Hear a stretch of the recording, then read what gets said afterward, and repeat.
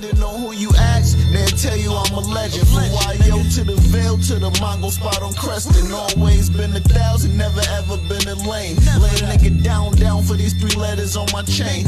Yo, what's shaking with it, y'all? You already know what time it is, man. This is your boy Double O, better known as J Hood and all that. And you are now tuned in to a brand new episode of the Tales from the Hood vlog series, man. Stop what you're doing. Make sure you go stream and download my brand new album entitled Self. Snatch up the Pesci trilogy 1 through 3 and grab up that Best of Hood flashbacks from the block. Everything is available right now on all digital streaming platforms. Pesci 4 is on the way, as well as that new EP from me and the God Shaheem too. So be on the lookout, all right? So look, anyway, on today's episode, we're going to speak about the quote-unquote beef I had with Royce the 5'9" and Slaughterhouse, right?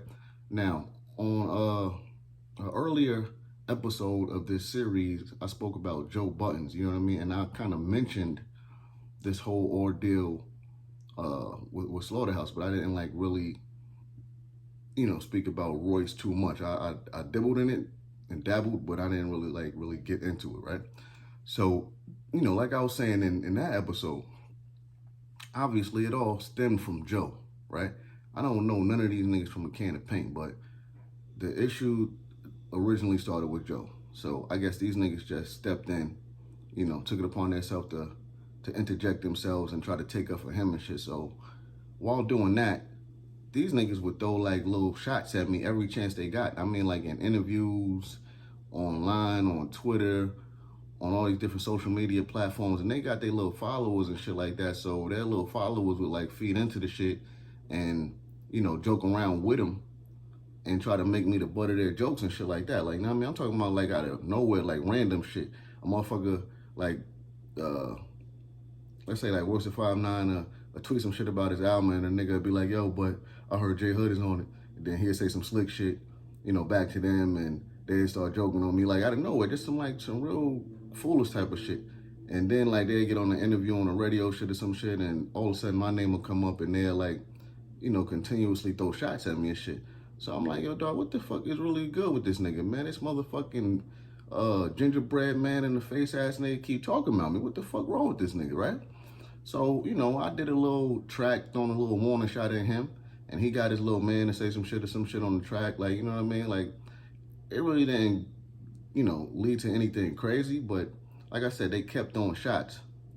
So I'm like, man, this nigga, this blank man looking ass nigga, man, really think it's a game out here. You feel me? So one day, me and this nigga, this is probably like around the time that it pretty much died down. It was on like the latter end of the so-called beef we had, right? We on Twitter. And he had said this same shit on the track, I think, if I'm not mistaken. But we traded some tweets to each other, you know what I mean? Like, he said that I had, like, and let me just throw that out there. It was pretty funny, so I had to laugh at the shit. So he said that I had shotgun barrel nostrils. I gave him that, you know what I mean? A nigga snap box is a little big, so I had to laugh at that. That was like, it was a little funny and shit. So when he said that, I'm like, I ain't no doubt. That's funny and all that, nigga, but you look like Mr. Potato Head, though, nigga.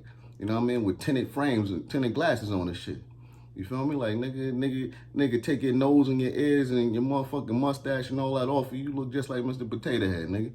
So niggas was laughing and all that, and, that led to us kind of mending shit. You feel me? And, I kind of told him, I'm like, yo, dog, I always respected y'all niggas pen game.